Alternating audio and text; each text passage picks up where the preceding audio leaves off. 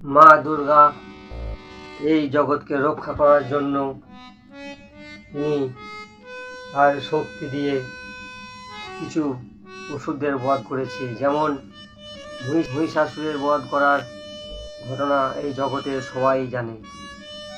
আরও যে কত অসুরকে বধ করেছে মা দুর্গা সে সবাই জানে না। বিদম উৎপল নামে দুটি অসুর ছিল, আর এই অসুর অত্যন্ত ভয়ানক তপস্যা করেছিল। ভগবান ব্রহ্মার ভয়ানক তপস্যা করলেন, আর ভয়ানক তপস্যার ফলে ভগবান ব্রহ্মা এলেন সেই বিদম উৎপলের সামনে। ভগবান ভক্তর পরীক্ষা নেয়। ভক্তর যখন পরীক্ষা শেষ হয় তখন ভগবান ভক্তর সামনে আসে। ভগবান তখন ভক্তর সামনে প্রকট হয়।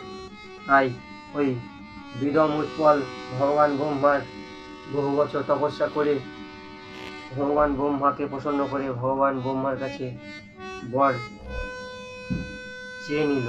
কি বর চাইল? এই বিদম উৎপল ভেবেছিল যে এই জগতে কেউ যেন মৃত্যু না দিতে পারে, কেউ যেন আমাদের মৃত্যু বরণ না করতে পারে।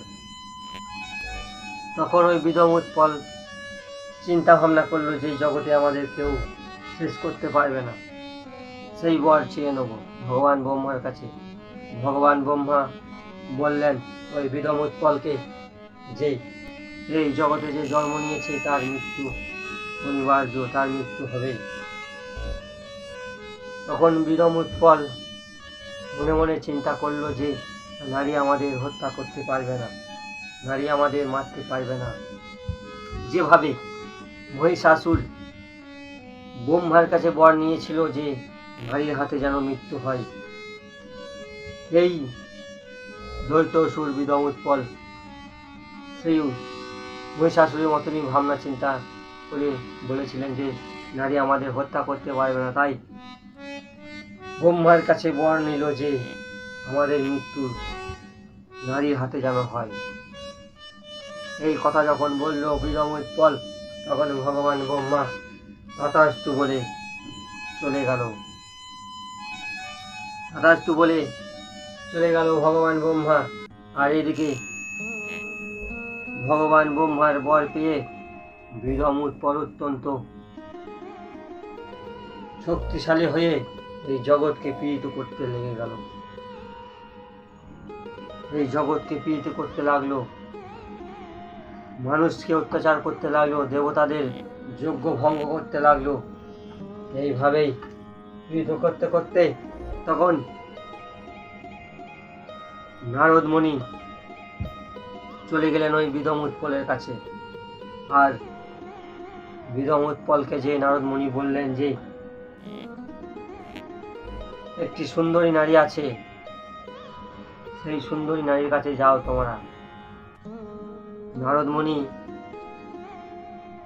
চিন্তা ভাবনা করেছিলেন যে এই বিদম উৎপলকে শুধুমাত্র ওই মা দুর্গা জগৎজননী হত্যা করতে পারে।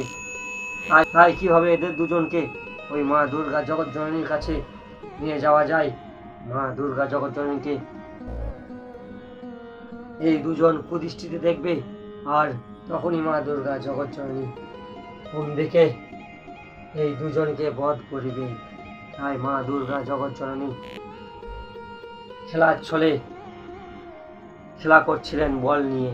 আর তখন এই দুজনে দৈত্যাসুর বিদম উৎপল আকাশে বিচরণ করছিল ওই মা দুর্গা জগৎজননীকে দেখার জন্য। আকাশে যখন বিচরণ করছিল মা দুর্গা জগৎজননীকে দেখার জন্য, আর সেখানে দুজনে গেলেন মা দুর্গা জগৎজননীর কাছে। আর মা দুর্গা জগৎজননীর সঙ্গে যুদ্ধ করতে লাগলো ওই বিদম উৎপল।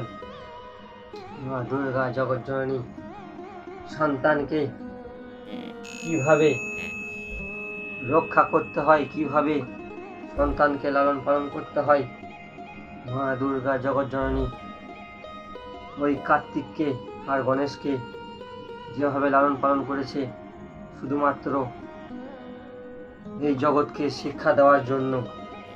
এই জগতের মানুষ শুধুমাত্র মোহে মোহিত হয়ে থাকে। তাই মা দুর্গা জগজ্জননী ওই বিধম উৎপল দুই অসুরকে বল দিয়ে মারলো একসঙ্গে।